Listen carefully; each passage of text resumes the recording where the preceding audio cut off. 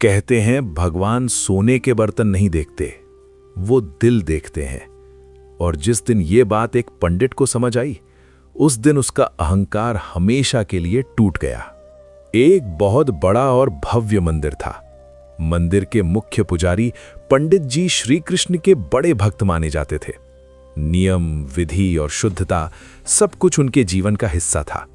उनका मानना था कि भगवान को 56 भोग, चांदी सोने के बर्तन और भव्य पूजा ही प्रिय है।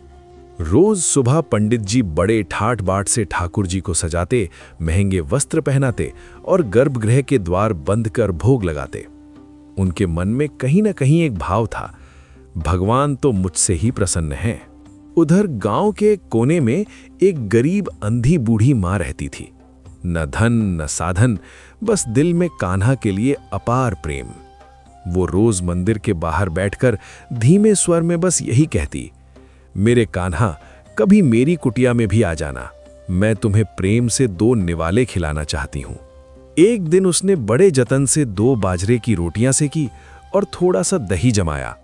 कांपते हाथों से अपनी झोपड़ी के बाहर एक मिट्टी का दिया जलाया और बोली, आज तो तुम आओगे ना कान्हा। उधर मंदिर में 56 भोग सक चुका था। पंडित जी ने द्वार बंद किए ही थे कि उन्हें लगा जैसे कोई तेजी से गर्भगृह से बाहर गया हो। घबराकर उन्होंने दरवाजा खोला और उनके होश उड़ गए। भगवान की मूर्ति से सोने का हार गायब था और चरणों के पास पीतांबर का एक टुकड़ा पड़ा था। पंडित जी चिल्लाने लगे, चोरी हो गई, मंदिर में चोरी हो गई। तभी उनकी नजर मंदिर की सीढ़ियों पर पड़े ताजा दही के निशानों पर पड़ी।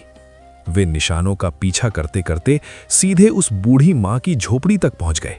वहां का दृश्य देखकर पंडित जी स्तब्ध रह गए। अंधी बूढ़ी मां अपनी गोद में किसी अदृश्य बालक को बिठाए रोटी खिला रही थी। आंखों से आंसू बहते जा रहे थे और वो कह रही थी, मेरे कान्हा, आज देर क्यों कर दी, भोग ठंडा हो रहा था। और उसी मिट्टी की थाली में वो सोने का हार रखा था जो मंदिर से गायब हुआ था। गुस्से में आगे बढ़ते पंडित जी जैसे ही बोले, तभी आकाश से एक गंभीर स्वर गूंजा, आकाशवाणी। पंडित, मैं 56 भोग का भूखा नहीं हूं, मैं प्रेम का भूखा हूं। जहां अहंकार होता है वहां मैं नहीं रुकता, और जहां सच्चा प्रेम होता है वहीं मेरा वास होता है। पंडित जी वहीं गिर पड़े। उनकी आंखों से आंसू बहने लगे। आज उन्हें समझ आ गया था, भगवान को पाने के लिए न सोना चाहिए, न दिखावा, सिर्फ सच्चा प्रेम चाहिए। भगवान मंदिर में नहीं, उस दिल में बसते हैं जहां उन्हें बिना शर्त प्रेम किया जाता है।